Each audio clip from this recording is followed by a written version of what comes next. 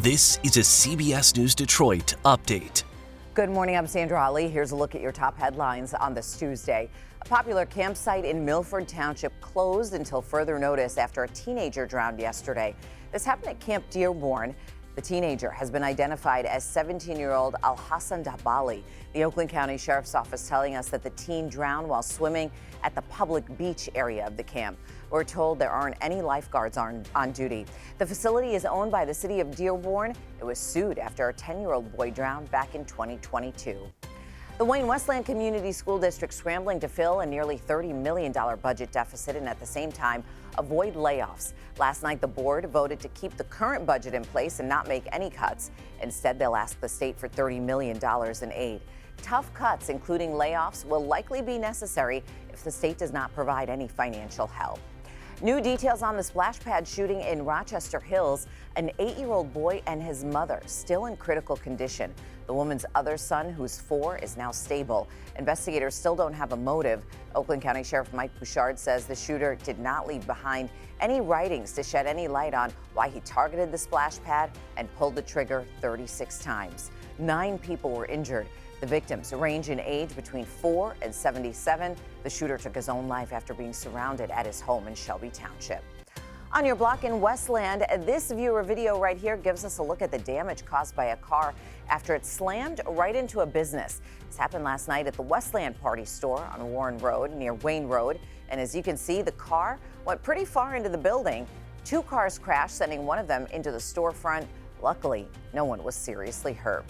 A new study finds that going to bed after 1 a.m. can cause mental health problems. The study, published in the Psychiatry Research Journal, took a look at the preferred sleeping time for nearly 74,000 adults in the UK.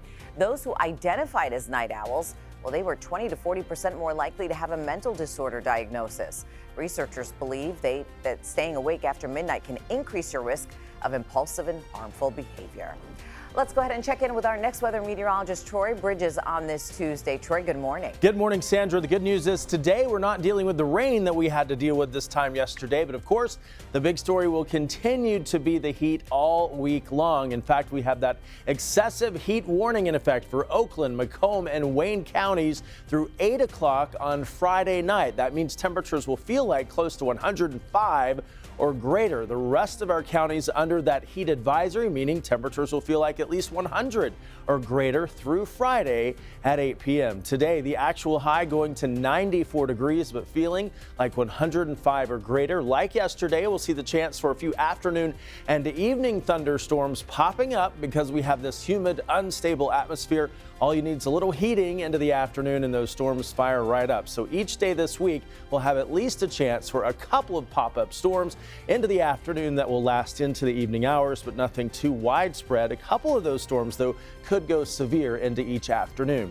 Again, the big story, the temperature today feeling like 110 in Detroit, the actual high going to 94. And for the next 4 days through Friday, we do have that next weather alert because of the extreme heat. We do see some relief by the weekend. Rain chances minimal, a high of 92 on Saturday, 90 for the high on Sunday. And look at that. Finally, by Monday, we're going to be at 84 degrees. So Sandra, there's the cool down coming by next week. But until then, those 90s are sticking around with dangerous conditions feeling well into the triple digits.